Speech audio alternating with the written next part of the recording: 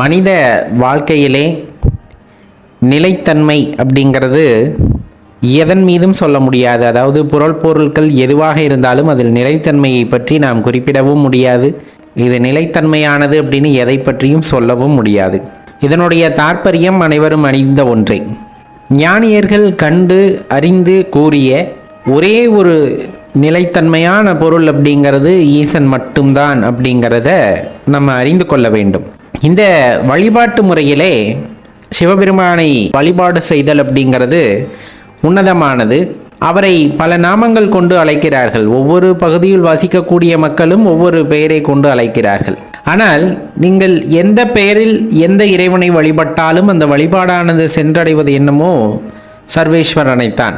அதில் மாற்று கருத்தே இல்லை. இப்போ எந்த விதமான பக்தியை இறைவன் ஏற்றுக்கொள்கிறார், சிவபெருமான் ஏற்றுக்கொள்கிறார் என நம்ம சொல்கிறோம் இல்லைங்களா? பிறப்பு தீட்டு இருந்தால் சிவபெருமானை வழிபடக்கூடாது, இறப்பு தீட்டு இருந்தால் சிவபெருமானை வழிபடக்கூடாது, கன்னி திட்டு இருந்தால் சிவபெருமானை வழிபடக்கூடாது அப்படிங்கிறது இந்த இடத்துல நான் என்ன சொல்ல வரேன்னா, இப்போ பொதுவாக மக்கள் மனதிலே இருக்கக்கூடிய அந்த விஷயம் சிவாலயங்களுக்கு செல்லக்கூடாது அப்படிங்கிற மாதிரியானதெல்லாம் இருக்கிறதல்லவா? இப்போ இந்த தீட்டுகளை வைத்து கொண்டு நீங்கள் ஆலயத்திற்கு போக முடியாது. இன்றைக்கி இருக்க சூழ்நிலையில் நம்ம மனமானது உறுத்தும். எந்த ஒரு விஷயத்தை செய்யும் பொழுது மனம் அழுந்துகின்றதோ அல்லது உறுத்துகிறதோ அந்த விஷயத்தை செய்ய வேண்டாம் நாமே கூறலாம் என்று வைத்துக் கொள்ளுங்கள். இன்னொரு புறத்தை நீங்கள் எடுத்துக்கிட்டீங்க அப்படின்னா, இப்போ வீட்டில் வந்துட்டு பிறப்பு ஏற்பட்டிருக்கு, ஜனனம் ஏற்பட்டிருக்கு அல்லது மரணம் நிகழ்ந்திருக்கிறது. அதில் எதுவும் மாற்று கருத்தில் நீங்கள் ஆலயத்திற்கு செல்ல முடியவில்லை என்றே வைத்து கொண்டாலுமே சிவனை மனதில் நினைக்க முடிகிறதல்லவா? அப்போ அது தீட்டா, அது தவறான செயலா அப்படின்னு எண்ணி பார்க்கணும்ல. அப்போ இந்த ஜனனம் மரணம் அப்படிங்கிறது தீட்டு கணக்கில் வந்துடுமா இறைவனை வழிபடுவதற்கு அப்படின்னா, அதுலேயும் சிவபெருமானை வழிபடுவதற்கு மனதிலே அதாவது கோவில் கட்டி வழிபடுவதற்கு, நீங்கள் நினைத்த இடத்திலிருந்து வழிபடுவதற்கு எந்த ஒரு தடையும் கிடையாது அப்படிங்கிறத முதல்ல தெளிவாக தெரிஞ்சுக்குங்க. பிறப்பு நிகழ்கிறது என்றால் அது அவருடைய கருணை. மரணமானது ஒரு இடத்திலே நிகழ்கிறது என்றால் அவர் செய்கின்ற அற்புதம். சொல்லப்போனா ஆமாம், அற்புதம்தான். ஒரு கூட்டை விட்டு அந்த உயிரை நீக்கி இன்னொரு கூட்டிற்கு அதை அனுப்புகிறார் என்றால் அது மிகப்பெரிய அற்புதம் தான். நீங்கள் எந்த இடத்தில் எடுத்துக்கொண்டாலும் ஜனனம் நிகழக்கூடிய இடமாக இருக்கலாம், மரணம் நிகழ்ந்த இடமாக இருக்கலாம், இன்னும் பல காரியங்கள் நிகழ்ந்து கொண்டிருக்கின்ற இடமாக இருக்கலாம். எல்லா இடங்களிலும் ஈஸ்வரன் சர்வேஸ்வரன் நிறைந்திருக்கிறார், பரிபூர்ணமாக நிறைந்திருக்கிறார். அப்போ நீங்கள் எந்த இடத்துலையும் அவரை இல்லைன்னு சொல்லவே முடியாது இல்லையா? அப்போ ஜனனம் நிகழ்ந்த இடத்திலும் இருக்கின்றார், மரணம் நிகழ்ந்த இடத்திலும் இருக்கிறார். அப்படிங்கும் போது அவருக்கு தீட்டும் கிடையாது, தடங்கும் கிடையாது. தீட்டும் கிடையாது, எந்த தடங்களும் கிடையாது. மனதிலே ஒரு அழுக்கு ஏற்பட்டு விட்டால், அது ஒரு உறுத்தலாக மாறிவிட்டால் அதுதான் உண்மையாகவே தீட்டு. அப்போ தான் நீங்கள் இறைவனை வழிபட முடியாது. இப்போ ஒரு இடத்துக்கு நல்ல சொக்காய் அணிந்து கொண்டு, நல்ல பளபளன்னு இருக்க சொக்காய் அணிந்து கொண்டு போகிறீர்கள். மனதானது ரொம்ப மகிழ்ச்சியாக இருக்கும், மனசு ரொம்ப மகிழ்ச்சியாக இருக்கும். உண்மைதானுங்களே? அப்படி வண்டியில் போயிட்டு இருக்கும்போது ஒரு வண்டியில் சேர் அள்ளி வீசிடுறாங்க, அது அப்படியே வந்து நம்ம உடையில் பட்டு விடுகிறது. நல்லா யோசிச்சு பாருங்கள்.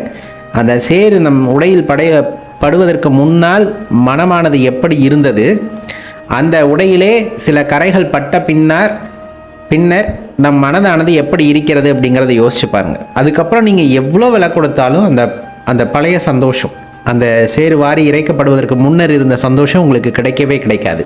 அந்த சேரு கரையானது உடலிலே பட்டுவிட்டது அல்லது அந்த உடையிலே பட்டுவிட்டது என்றால் மனமானது அழுந்தி கொண்டே இருக்கும். அப்போது தான் அந்த சந்தோஷமானது நம்மை விட்டு நீங்கி விடுகிறது அப்படின்னு. அதுக்கப்புறம் நீங்கள் என்ன முயற்சி செஞ்சாலும் அந்த முன்னதாக இருந்த சந்தோஷத்திற்கு நம்மால் வர முடிவதில்லை. அதுக்கு கொஞ்சம் காலம் எடுக்கும். அதே போல தான் ரொம்ப தூய்மையான மனசு,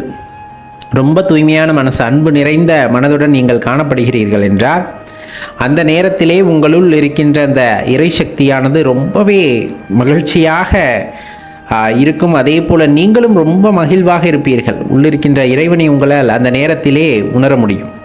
மாறாக அந்த மனதிலே சிறு கரைப்பட்டு விட்டால், ஒரு உறுத்தல் ஏற்பட்டு விட்டால் நமக்கு ஏற்படுகின்ற அந்த என்ன சொல்கிறது, நிம்மதி இழப்பு அப்படிங்கிறது, ஒரு கஷ்டமான சூழ்நிலை, இது எல்லாமே பார்த்தீங்க அப்படின்னா ஒரு வினோதமான விஷயமாக இருக்கும். வினோதமான விஷயம் என்னென்னா, அந்த இன்பத்தை அதுவரையிலும் அனுபவித்து வந்த மகிழ்ச்சியை நீங்கள் இழக்க ஆரம்பிப்பீர்கள். உதாரணத்திற்கு உங்கள் மனதிலே பொய் குடிகொள்கிறது, அது வரலும் நீங்கள் யார்ட்டையுமே பொய் சொன்னது இல்லை. எப்போ சிவபெருமானை வழிபட ஆரம்பித்தோமோ அப்போ இருந்து யார்ட்டையுமே பொய் சொல்கிறது இல்லை, புறம் கூறுறதில்லை, மனதில் வஞ்சனை இல்லை. இந்த மாதிரி நிறைய விஷயங்கள் நம்ம சொல்கின்ற அந்த அழுக்குகள் எல்லாம் எதுவுமே இல்லாமல் மனதானது தூய்மையாக இருக்கிறது. அப்படிங்கும்போது தூய்மையான இடத்தில் தான் இறைவன் இருப்பார். அப்படி குடிக்கொண்டிருக்கிறார் அப்படிங்கும்போது அவ்வளவு மகிழ்ச்சியாக இருப்போம். மாறாக தெரியாமல் ஒரு தவறு இழைத்து விட்டால், இப்போ நம்ம சொன்ன விஷயங்களில் ஏதேனும் ஒரு விஷயத்தில் தவறு இழைத்து விட்டால், ஒரு பொய் சொல்லிடுறீங்க, தெரிந்தே பொய் சொல்கிறீர்கள், அல்லது தெரிந்தே கோபப்படுகிறீர்கள், தெரிந்தே பிற உயிர்களை கொள்கிறீர்கள், இந்த மாதிரி ஏதேனும் ஒரு நிகழ்வு நிகழ்ந்து விட்டால் அது உங்கள் மனதை உறுத்த ஆரம்பிக்கும் அல்லவா? இதனால் வரையிலும் அந்த தவறுகளை, அந்த கரையை உங்கள் மனது தாங்கிக் கொள்ளவில்லை, சுத்தமாக இருந்தது. இப்பொழுது புதிதாக ஒரு கரையானது மனதிலே ஏற்படுகிறது அப்படிங்கும் போது கண்டிப்பாக அது ஒரு உறுத்தலை உண்டாக்கிவிடும். அப்படி ஏற்பட்ட உறுத்தலானது மனதிலே ஒரு குழப்பத்தையும் சஞ்சலத்தையும் எப்போதுமே குடிகொள்ள செய்யும்.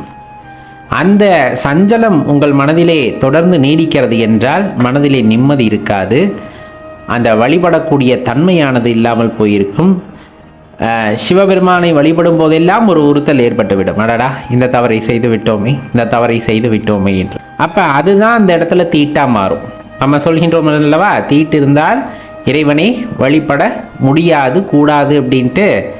ஏன் கூடாதுன்னு சொல்கிறாங்க? ஒரு பிரயோஜனமும் இருக்காது.